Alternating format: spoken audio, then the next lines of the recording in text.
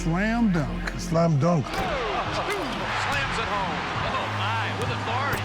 It's ruthless and violent in nature. What a dunk! Big time jam! Oh, look at him! But there's a beauty in it. The physicality, the aerial artistry. Lob pass. Yes, sir. That's a man's jam. Oh, my goodness. It's a true statement of intent. A declaration that you will not be stopped. Throws it down. What a hammer. Powering up. And a slam right on the doorstep. It can change a game. It did change their game. And we were the ones to make it happen. Phi Slamma Jamma. Phi Slamma Jamma. Phi Slamma Jamma was one of the most dominating college teams of all time. So athletic, so talented. Cougars of Houston ranked #1 in the country. Phi Slamma Jamma. Tallest fraternity in Texas. They had the ability to dunk on you. Phi Slamma Jamma set the stage for one of the biggest momentum plays in college basketball, and that's a dunk. Oh, goodness. And that brings the crowd alive. Can you believe it's been 40 years? No, this place holds so many memories of all the things we accomplished right here on this court. In college basketball, the most dominant, the most feared team ever was Phi Slamma Jamma. I think that changed the whole basketball perspective on dunks in basketball. Unbelievable slam dunks. That'll make the highlight reel. We call these guys Phi Slamma Jamma, the fraternity. So, the first time you heard Phi Slamma Jamma, how do you feel about that name? We had such a big team. Everyone on the team can dunk the ball. Texas' tallest fraternity, Phi Slamma Jamma. Yeah. I loved it. A perfect description of our style of basketball. So when I heard that name, I was like, wow, who came up with that? It was a perfect fit. You know? Appropriate. It's like Hakeem the Dream. It was appropriate. Clyde the Glide. Appropriate. Okay. Inside, Olajuwon. No way you're going to be able to stop that. Here comes Drexler. He was up there. Unbelievable basketball for this Houston team. Hakeem, do you remember how crazy the atmosphere was in this arena?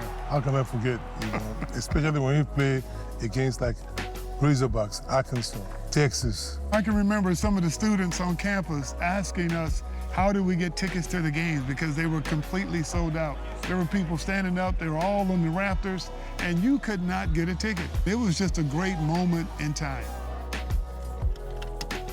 Some people can't remember that we couldn't dunk back in the day. You could dunk in warm-ups, but you weren't allowed to do it in the game. In 1967, the NCAA Rules Committee decided the dunk should be illegal. When it was brought back and allowed again, Clyde Drexler and all those guys, they really made the dunk the dunk. And they had high flyers. They were so fun to watch. Thank God we rescinded that rule.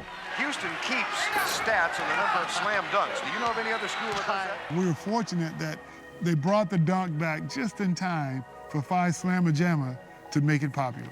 I cannot imagine playing without dunking the ball. Because when I look at the stats, I don't really care how many points, how many dunks I have. If we didn't dunk, we'd have still been exciting because we'd have been dropping it in with two hands. It's not the same. You will not be Phi Slamma Jamma. Exactly. You'd be Phi Slamma, lay it in. What Guy Lewis traditionally has done here, he goes out and he gets big, tall, physical basketball players. Hakeem, do you remember Guy Lewis's philosophy on dunking?